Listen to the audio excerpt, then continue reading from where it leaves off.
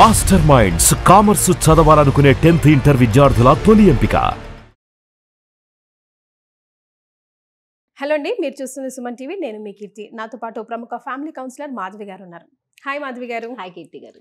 మాధవి గారు, ఈ రోజుల్లో మనం సింగిల్ చైల్డ్ ప్రపంచంలోకి వచ్చేసాం. చక్కగా పాప ఒక్క కొడుకుంటే చాలు, ఉన్నదంతా ఇక మంచో చెడు అంతా వాడికే ధారపోయాలి అన్న. మరి అలాంటి చైల్డ్ పైన ఎలాంటి ప్రభావం ఉంటుందంటారండి? ఈ రెండు రకాలుగా మాట్లాడుకుందాం దీని గురించి. ఎందుకంటే మీరు అన్నట్టుగా ఇప్పుడు ఒక ఫ్యామిలీ ఒకే పిల్లాడు కూతురు అన్న వాళ్ళకి చాలా ప్రాబ్లమ్స్ కూడా వస్తున్నాయి. అటుపక్క డెవలప్మెంట్ కూడా బాగానే ఉంటుంది కొన్ని. కానీ మోస్ట్లీ మనం మాట్లాడే దీని గురించి మాట్లాడుకుందాం. మనం ఆలోచిస్తే మన అమ్మమ్మల తాతగారు అప్పుడు వాళ్ళ ఫ్యామిలీలో ఎంతమంది ఉండేవాళ్ళండి? పెద్ద పెద్ద ఫ్యామిలీస్ కదా, జాయింట్ ఫ్యామిలీస్ కదా. వాళ్ళలో ప్రేమ ఎలా ఉండేది, కల్చర్ ఎలా ఉండేది అంటే passing on to the culture also చాలా బాగా జరిగేది. చాలా వరకు ఏదైనా ఫంక్షన్ జరిగిన అందరు కలవటం, మాట్లాడుకోవడం. అక్కడ ఆలోచించండి, మన చుట్టాలలో మనం వెళ్ళినప్పుడు మనకంటే పెద్దవాళ్ళు వాళ్ళు మాట్లాడుతున్నప్పుడు మనం అసలు అంత మాట్లాడుతున్నాను ఒక్కసారి ఆలోచిస్తే మనం చాలా తక్కువ మాట్లాడుతుంటాం. అవునా కదా? మెచ్యూరిటీ లెవెల్స్ వాళ్ళు కలగలగా మాట్లాడిస్తూ ఉంటారు. వాళ్ళ భాష తీరు అద్భుతంగా ఉంటుంది. మనం మా జనరేషన్ వచ్చేసాక మా పేరెంట్స్కి మేము ఇద్దరమే, అంటే అలా నాకు వచ్చాక ఇద్దరు. కానీ నెక్స్ట్ జనరేషన్, కానీ ఇప్పుడు చాలా మంది జనరేషన్ లో ఒకళ్ళే చూస్తున్నారు. దీనివల్ల ప్రాబ్లమ్స్ ఏంటంటే 2 things. ఒకటేమో పిల్లడు చాలా ఎక్స్ట్రోవర్ట్ అవుతాడు, లేకపోతే బాగా ఇంట్రోవర్ట్ అయిపోతారు. ఓకే. ఎక్స్ట్రోవర్ట్ ఎలా అంటే చాలా పేరెంట్ ఫోకస్ ఎక్కువ ఉంటుంది కాబట్టి తనకి గోల్ సెట్టింగ్ సూపర్ ఉంటుంది. ఆ పిల్లలకి focus on the goals, confident level చాలా బాగుంటుంది. బికాస్ ఆల్ ద రిసోర్సెస్ ఏదైతే ఉన్నాయి పేరెంట్స్ ప్రొవైడ్ చేస్తున్నారో he'll be very confident in that. తన కాన్ఫిడెన్స్ తన మీదే ఉంటుంది. ఎవరి మీద డిపెండ్ అవ్వాల్సిన అవసరం అనిపించదు వాడికి. కాబట్టి ఏమవుతుంది, పేరెంట్స్ కూడా చాలా తన చుట్టూరే జీవితం, అబ్బాయి జీవితం, అమ్మాయి అబ్బాయి సింగిల్ చైల్డ్ చుట్టూరే వాళ్ళ జీవితం ఉంటుంది. So every time they will be giving lot of resources to them. వాళ్ళకి ఎలాంటి సపోర్ట్ కావాలని ఇవ్వడానికి రెడీగా ఉంటారు.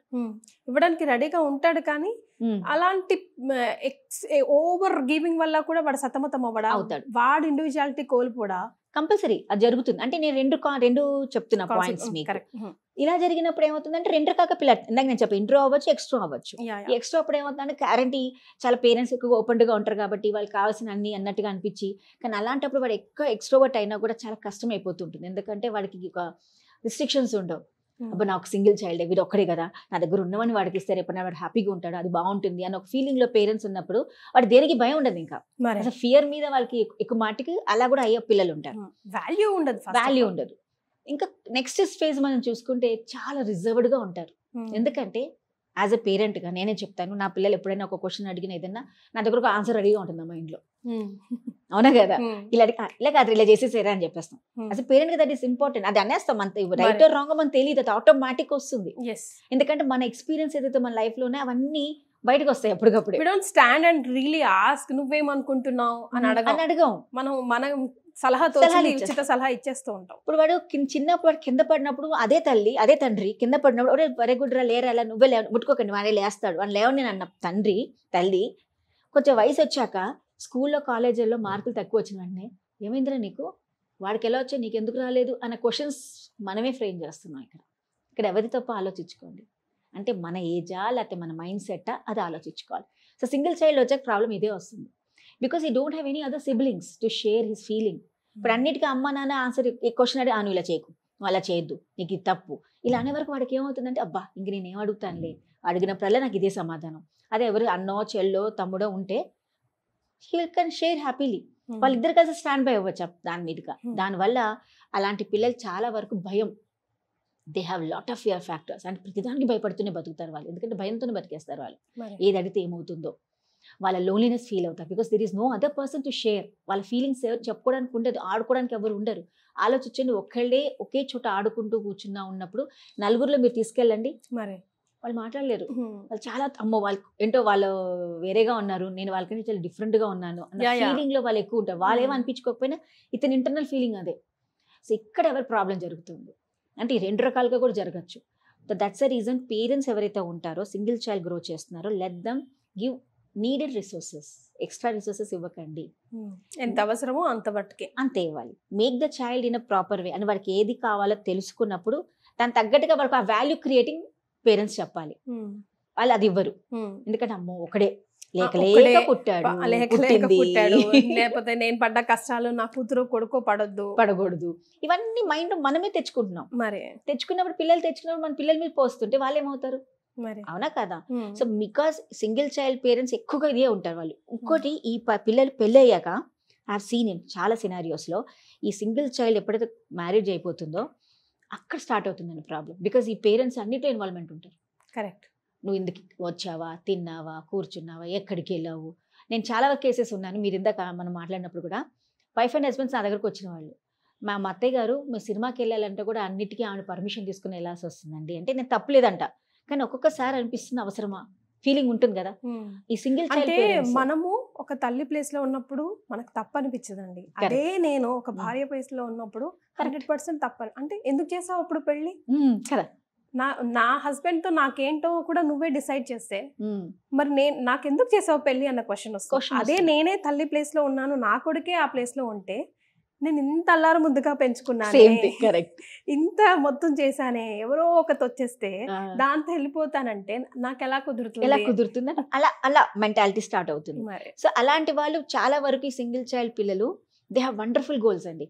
దే కెన్ సక్సెస్ఫుల్ అవడానికి కూడా కారణాలు వాళ్ళే అవుతాయి. బికాస్ వాళ్ళ కాన్ఫిడెన్స్ లెవెల్స్ చాలా ఉంటాయి and they have very goal oriented scope ఉంటుంది వాళ్ళకి, సక్సెస్ కూడా అవుతారు and they are proven in them. అంటే చాలా వరకు సింగిల్ చైల్డ్ పిల్లలు ఎక్కువగా ఎదగడం, వాళ్ళకి కావాల్సిన వాళ్ళు తెలుసుకోవడం, success in there particular field also. But ఇలాంటి కేసెస్ కూడా జరుగుతాయి. బికాస్ నా దగ్గరికి ఇలాంటి కేసెస్ కూడా చాలా వస్తాయి. అంటే ఇప్పుడు కొడుకు తల్లికి చెప్పలేడు, అమ్మ నేను నా భార్య సినిమాకి వెళ్తున్నాం అని కూడా చెప్పలేని ఫ్యామిలీ లైఫ్లో ప్రాబ్లమ్స్ కూడా చాలా మంది ఫేస్ అవుతూ ఉంటారు.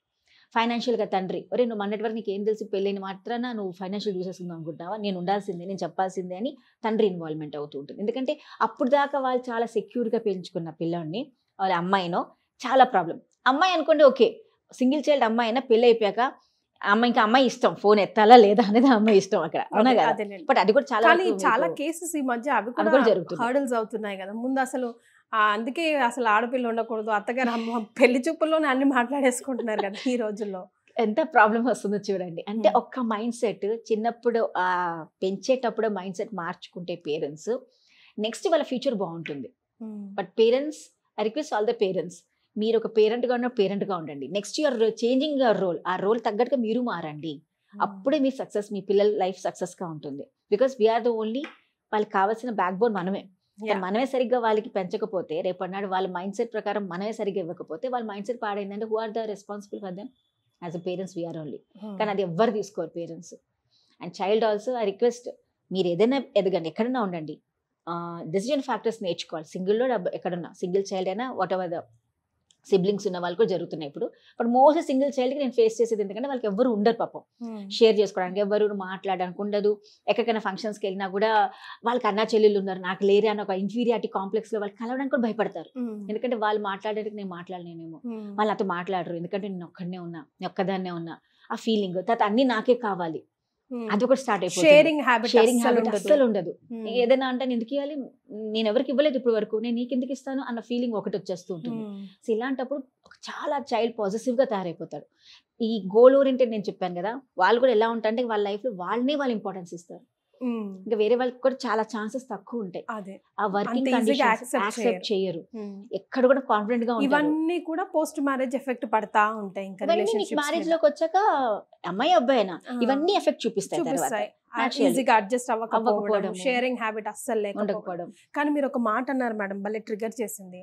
తల్లి అయినా తండ్రి అయినా రోల్స్ మారుతూ ఉన్నాయి కదా మీవి. అంటే తల్లి పొజిషన్ నుంచి ఒక అత్తో లేకపోతే ఒక భార్య, ఆ రోల్స్ కి తగ్గట్టుగా మీరు మారితే ఏ బాధ ఉండదు అంటారు కదా. హ్యాట్స్ ఆఫ్, వెల్ సెడ్ అనిపించింది. అంతే కదా, నేనున్నాను ఇంట్లో, నేను బాబుకు ఒక రకంగా చెప్తాను బుజ్జగిచ్చి లాలించి, అదే ఇక్కడ చెప్పను కదా ఆఫీస్కి వచ్చాక. నా అసలు బాడీ లాంగ్వేజే చేంజ్ అయిపోతుంది. అక్కడ తల్లి రోల్ అయితే ఇక్కడ ఒక యాంకర్ రోల్, ఒక లేకపోతే టీఎల్ రోలే ఉంటుంది తప్ప మళ్ళీ అదే తల్లి రోల్లో మనం మాట్లాడలేం కదా, మాట్లాడకూడదు కూడా. కానీ అది చేయడం చాలా గట్స్ ఉండాలి. ఆ ప్రేమని అదంతా ఈజీగా వదులుకోగలిగా అసలు సత్తా కూడా ఉండాలి. అది ఉండకపోతే కష్టమే కదా, బికాస్ ఆ రోల్ మనమే హర్ట్ చేసుకున్న వాళ్ళం అవుతాం. పైగా వాళ్ళ లైఫ్ ని మిజరబుల్ చేస్తూ ఉంటాం, అన్నిట్లో ఇన్వాల్వ్ అయిపోయి వాళ్ళని అటు ఇటు కాకుండా అయిపోతూ ఉంటుంది. బిక్కరేది పిల్లలే, మనం ఆలోచించుకోవాలి. మరి కాబట్టి అదే రోల్లో నుంచి మనం బయటికి అడుగు పెట్టాం కాబట్టి రేపు మనం అమలు అవుతాం, రేపు మనం అతలే అవుతాం కాదంటే, బట్ మనం షిఫ్టింగ్ తెలుసుకున్నప్పుడు మనం కూడా బాగుంటాం లైఫ్ లో. We have to learn it. Exactly. Thank you so much for joining. Thank you Keerthi.